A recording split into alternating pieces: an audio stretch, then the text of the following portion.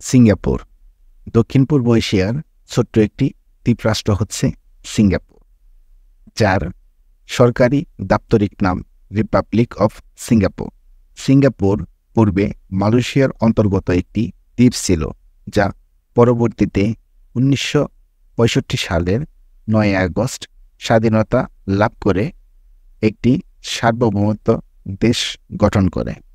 Singapore স্বাধীন হওয়ার সময় সিঙ্গাপুর খুবই দরিদ্র একটি জেলেপল্লী ছিল।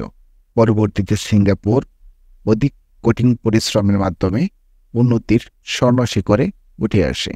বর্তমানে সিঙ্গাপুরের আয়তন 735 স্কয়ার কিলোমিটার। এই দেশের জনসংখ্যা 60,40,000-এর কিছু বেশি।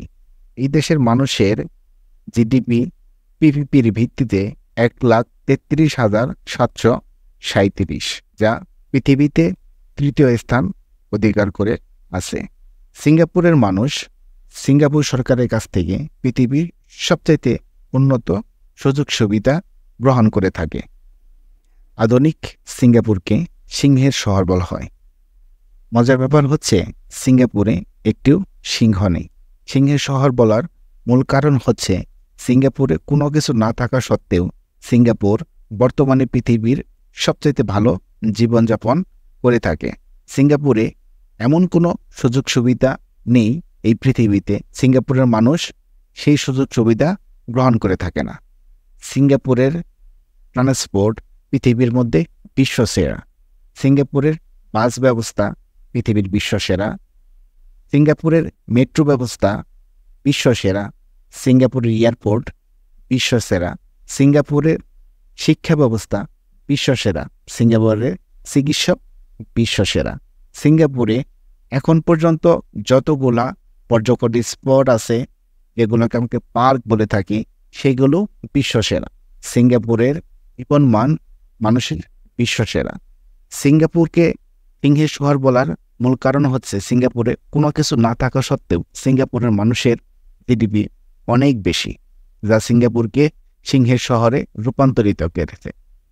সিঙ্গাপুর ছোট্ট একটি দ্বীপরাষ্ট্র হলেও সিঙ্গাপুর বর্তমানে এশিয়া মহাদেশের মধ্যে বাণিজ্যিক হাব হিসেবে বিবেচনা করা হয়, কেননা এই দেশে পৃথিবীর বিভিন্ন দেশের কোম্পানিরা বড় বড় অফিস, কারখানা এমনকি কোম্পানি খুলে বসে আছে। এখান থেকে সিঙ্গাপুর সরকার অনেক বড় ধরনের একটি অ্যামাউন্ট টাকা উপার্জন করে থাকে। এইখানে রয়েছে আরও অনেক ধরনের সুযোগ সুবিধা। এখানে কখনো কারেন্ট যায় না, নিরবিচ্ছিন্নভাবে গ্যাস দেওয়া হচ্ছে, পানি দেওয়া হচ্ছে, সকল ধরনের সুযোগ সুবিধা দেওয়া হচ্ছে। এখানকার যে মানুষজন আছে তারা অমায়িকভাবে সৎ, তারা কখনোই ক্রাইমের সাথে জড়িত হয় না, এবং কি সিঙ্গাপুরকে ক্রাইম ফ্রি একটা দেশ হিসেবে বিবেচনা করা হয়। সিঙ্গাপুর বর্তমান বিশ্বের সবচাইতে আধুনিক শহরের মধ্যে একটি এবং সবচাইতে নিরাপদ শহরের মধ্যে একটি, কেননা সিঙ্গাপুরের আইন পৃথিবীর মধ্যে সবচাইতে কড়া এবং স্ট্রেট ফরওয়ার্ড হিসেবে সবার কাছে বিবেচ্য। সেই জন্য সিঙ্গাপুরকে পৃথিবীর সবচাইতে নিরাপদ শহর করে তুলেছে। আপনি সিঙ্গাপুরে যেখানেই যাবেন, সিঙ্গাপুর খুবই পরিষ্কার এবং পরিচ্ছন্ন। সিঙ্গাপুরকে এই জায়গায় নিয়ে এসেছে সিঙ্গাপুরের তৎকালীন যে প্রধানমন্ত্রী ছিলেন, লি কুয়াং ইয়ে। সিঙ্গাপুরের তৎকালীন প্রধানমন্ত্রী দরিদ্র সিঙ্গাপুরিয়ানদের নিয়ে খুবই বিপাকে পড়েছিলেন। এই অবস্থায় সিঙ্গাপুর সরকার একটি উদ্যোগ নিলেন যে সিঙ্গাপুরের সকল শ্রেণীর নাগরিকদের অবশ্যই সৎ করতে হবে, তাদের কর্মসংস্থানের ব্যবস্থা করতে হবে। সেই জন্য ওই সময় সিঙ্গাপুর সরকার সিঙ্গাপুরের যারা সরকারি কর্মকর্তা ছিলেন বা বড় বড় অফিসার ছিলেন, তাদেরকে বেতন বৃদ্ধি করা হয়, যেন তারা কোনোভাবেই দুর্নীতির সাথে জড়িত না হয়, এবং প্রত্যেকটা নাগরিককে সুশিক্ষা দেওয়ার প্রতিশ্রুতি গ্রহণ করেন। সেই জন্য সিঙ্গাপুর এত উন্নত এবং এত ভালো জীবনযাপন করতেছে। সিঙ্গাপুরের মানুষ পৃথিবীর মধ্যে সবচেয়ে বেশি সুযোগ সুবিধা পেয়ে থাকেন। তাদের প্রত্যেকেরই জীবন বীমা থেকে শুরু করে সকল ধরনের বীমা সুবিধা এবং কি উন্নত মানের আবাসন ব্যবস্থা সিঙ্গাপুর সরকার করে রেখেছেন। সেই জন্য সিঙ্গাপুরের প্রত্যেকটি নাগরিক সিঙ্গাপুরে সবচেয়ে বেশি সুবিধা ভোগ করে থাকেন। সিঙ্গাপুরে প্রতি বছর বিশ্বের বিভিন্ন প্রান্ত থেকে অনেক লোকজন এই দেশে বেড়াতে আসে।